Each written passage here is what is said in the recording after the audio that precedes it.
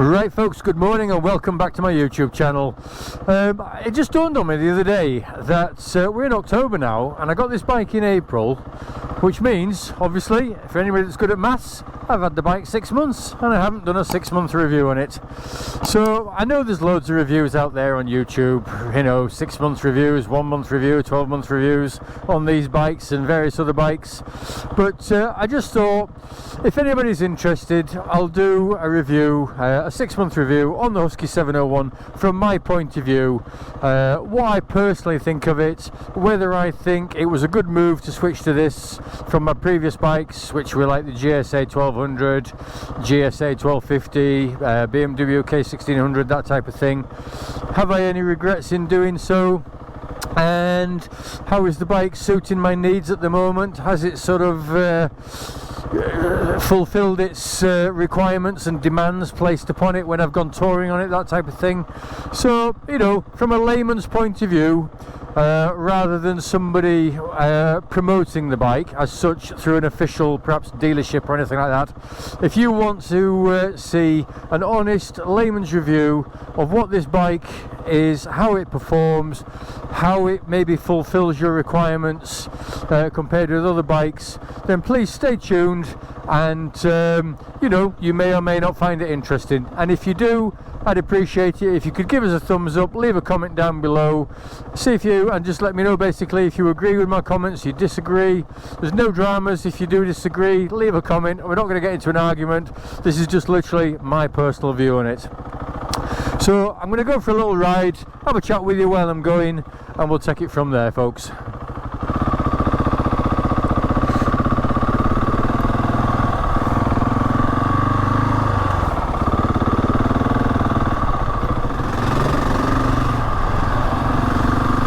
So, whilst everybody has different needs and expectations from their bike, for me, what's important really is having a bike that's nimble. It has to be light enough, not for if I drop the bike, but when I drop the bike.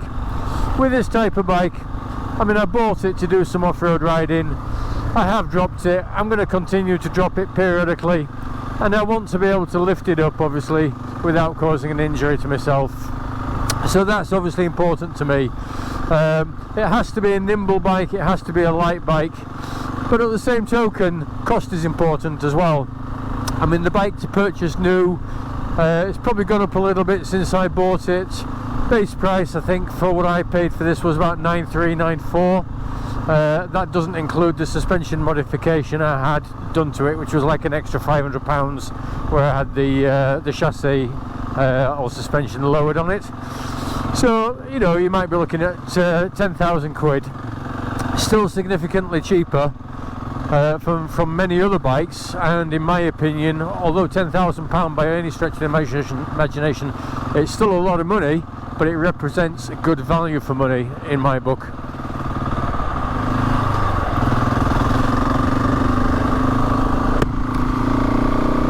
So I want a bike that's good on the country lanes like this.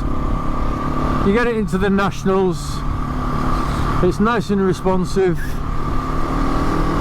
it's got plenty of poke on it, it'll rapidly accelerate, and it handles well in the corners.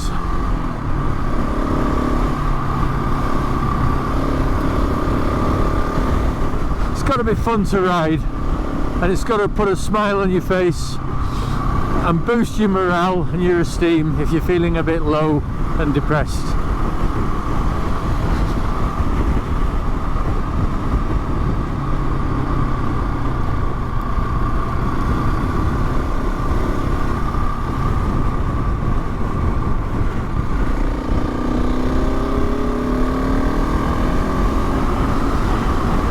Oh, it's got some good power as this bike.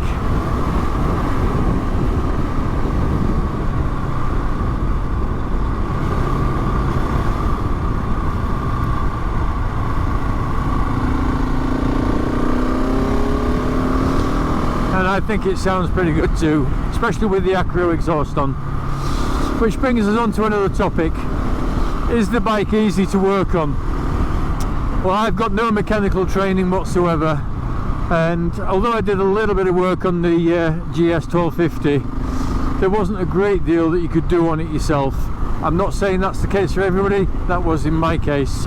There wasn't a lot that I would have felt confident or competent doing with the GSA 1250, but this, you know, it's easily to disassemble with all the panels. Any modifications you want to make to it in regards to aftermarket parts, any sort of accessories you want to connect up to the battery, that type of thing, they're all easy to do. So in that sense, for me, it's a bonus.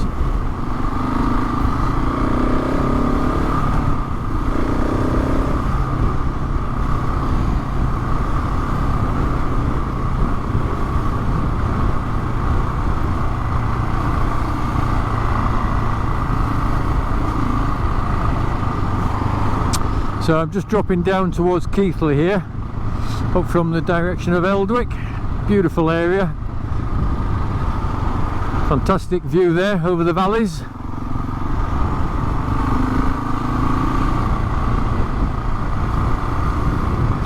Just dropping down into Mickles Weight.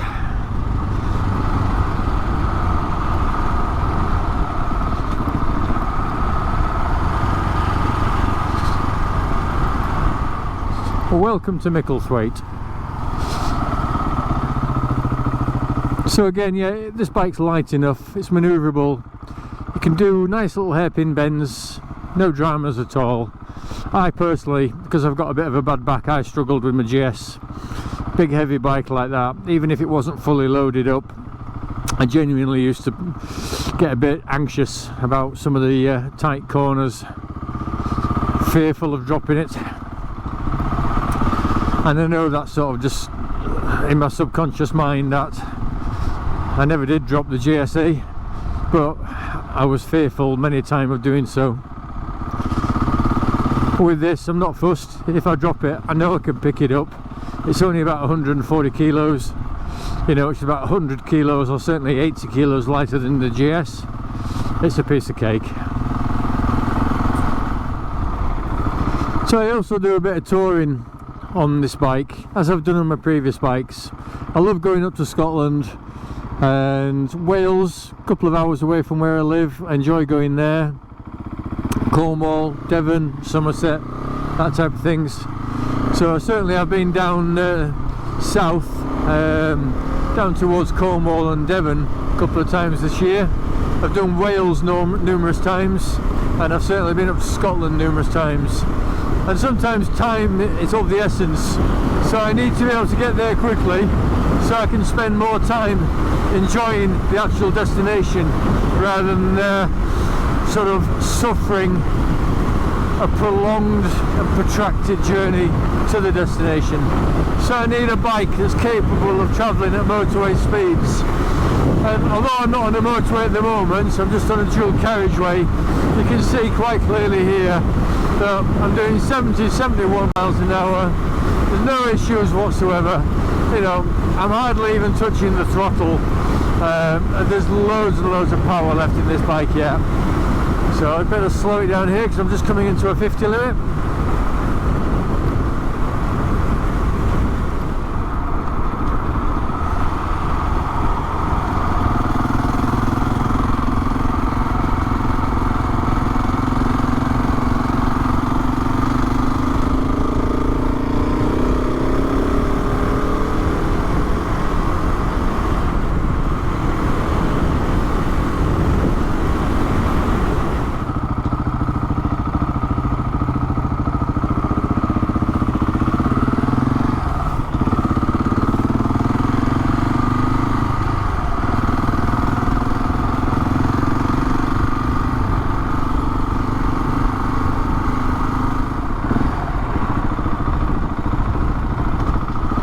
So another good point of this bike is it's easy just to navigate through traffic like this. It's easy to filter on it if you need to do so.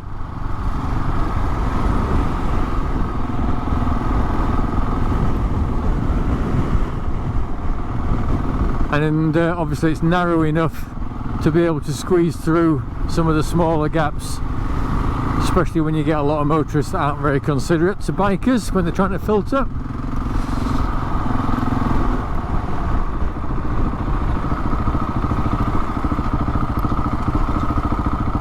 It's easier to ride at slow speeds. You can easily balance this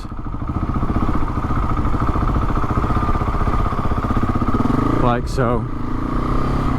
You don't need to bother about or worry about putting your feet down. I like that in a bike. Something that's well balanced, light in the first place, and just very manageable.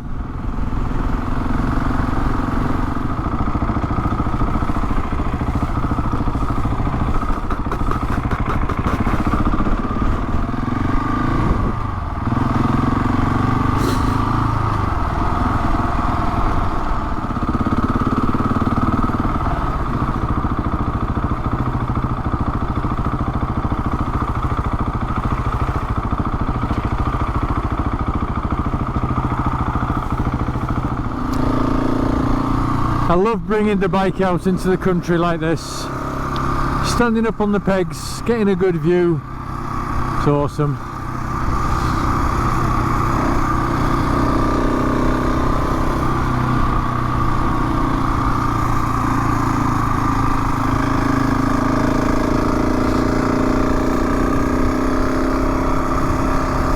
This is the reason why I bought a bike, to get out into the country and see some lovely scenery.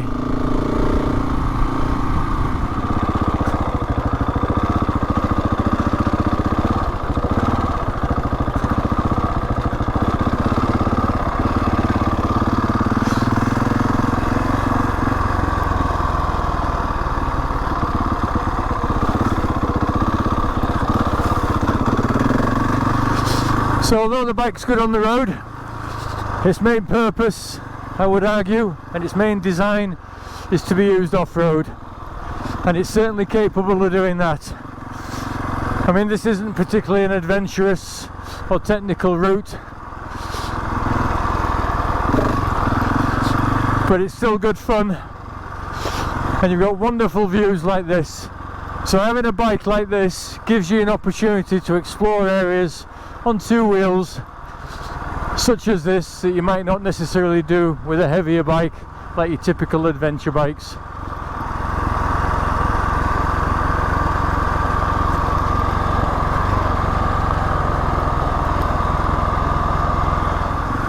Let's watch this sheep, see if it gets off. Yeah, it's gone.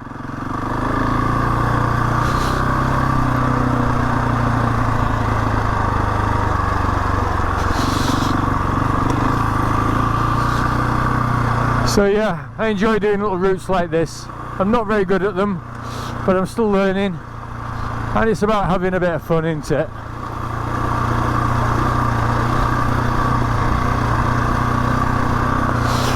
But to me, as I said, this is where the bike excels over some of the typical adventure bikes that are available on the market.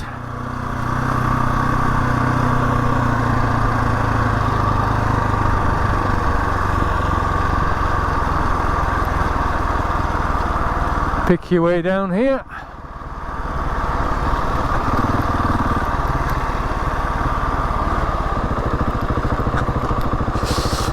It's a bit broken up, is this route, since the last time I came on it.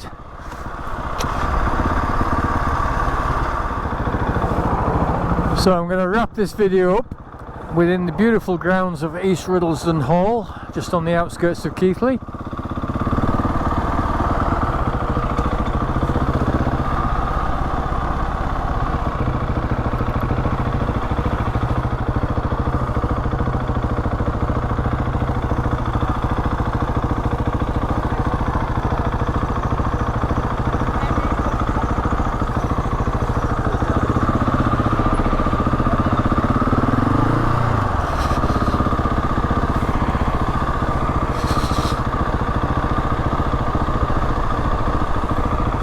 Going to turn it around here.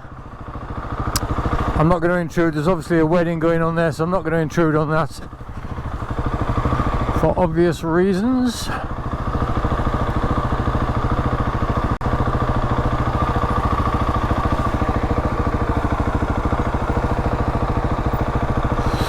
Now I did think you could get around there.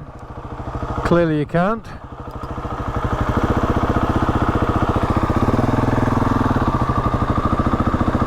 So maybe you have to go this way. Ah yes, this is the way I should have come.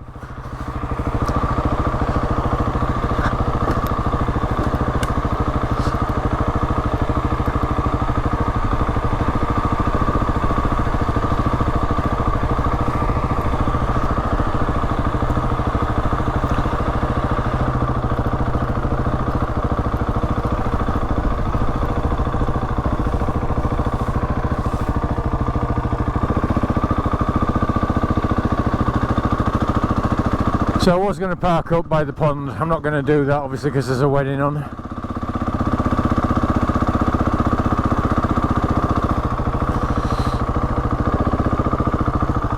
So I shall just stop here, turn the engine off a moment. So folks, so I hope you've enjoyed this video. I've tried to give as balanced as a view as I can from an amateur motorcyclist, an enthusiast, rather than somebody who sells bikes for a living, or who has a channel that's promoting accessories and bikes and bits and bats like that, and who's going to get a kickback perhaps from manufacturers. I really enjoy this bike. I've got absolutely no regrets in buying it. It suits my needs down to a T, and it was always a style of bike which I never felt would appeal to me.